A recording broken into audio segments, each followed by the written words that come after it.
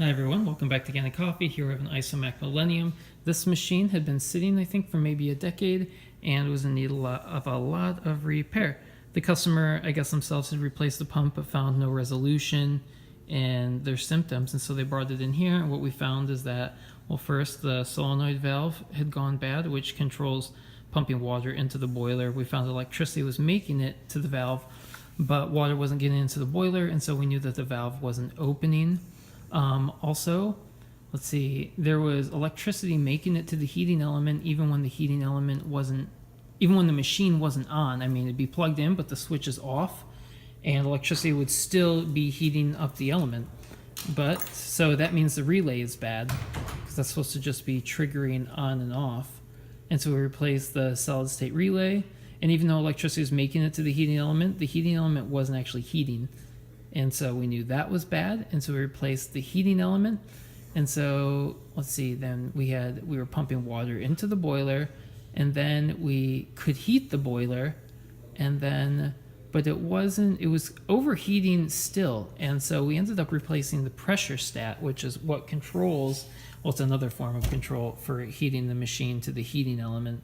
It cuts electricity on and off in order to regulate the temperature and pressure of the machine.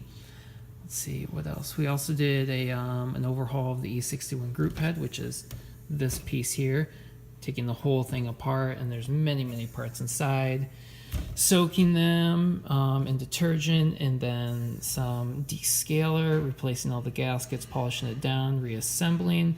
And the boiler, the customer had reported that the steam smelled kind of metallic, and the boiler on the inside was super flaky and just like eroding. So we did a massive descale. It took a lot to kind of clean it out, and we did our best, and it smells and tastes a lot better now, and everything flows really well.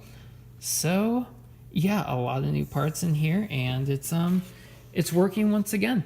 A little tidbit about this machine that's kind of interesting. It has a timer on it. So there's a sensor probe in the top, and when water drops below that, the pump kicks back on to raise the water up. But under a lot of testing, what I had found is that with this machine, it kind of has like a 60-second max with the pump. So water will drop below the water probe, and then the pump will kick on, but it'll stop after 60 seconds regardless of whether water actually makes it back up to the probe or not. So in some instances, when you use like a ton of water, so when we were like clearing the boiler, when we had citric acid soaking in there, and then we just kind of like open the wand and dump the whole, the whole contents of the boiler out, and then fill it back up again, the pump would kick on and it'd activate for 60 seconds. But because the boiler is completely empty, 60 seconds wasn't enough time for the water to actually fill back up to the probe. So what we had discovered in, at least with this machine, where you basically, if you're going to empty the entire boiler and the pump kicks on for 60 seconds, what you have to do is actually flip the switch off and then flip it back on again, and that'll reset, and then the pump will kick back on again to finish filling the boiler. So just something to look out for. Even though the pump shuts off after a refill, it doesn't necessarily mean that the boiler is completely full. So the water level probe tells the machine to fill back up again, but you should be aware that it doesn't necessarily shut off when it touches the water level probe again, only when it leaves the water level probe. Hope all that makes sense. All right, so let's test it.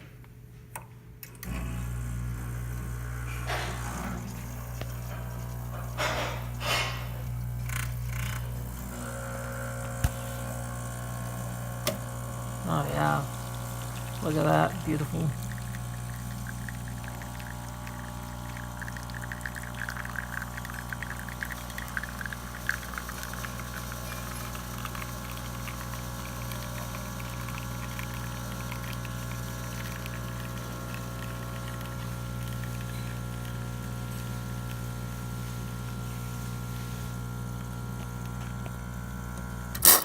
All right, healthy discharge. All right, let's test the other functions. We've got good pressure. When it was brought in, the steam pressure was set at about 1, but Stronger steam is better, so I set it to closer to 1.5 bar. All right, let's turn it around. Get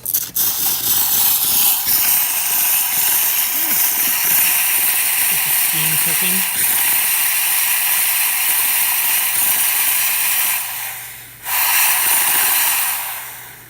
All right, let's try some hot water.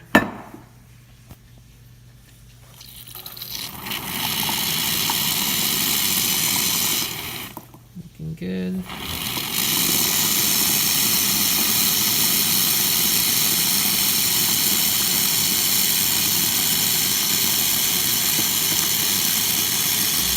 Alright, there it is. Hoping to empty enough water where you can hear the pump activating because the water dropped below the water level sensor, and now it's reactivating the kick on to replace the water that we have displaced. And yeah. Oh, and it stopped, so pretty quickly, so yeah, that must mean the boiler's full. We'll double check.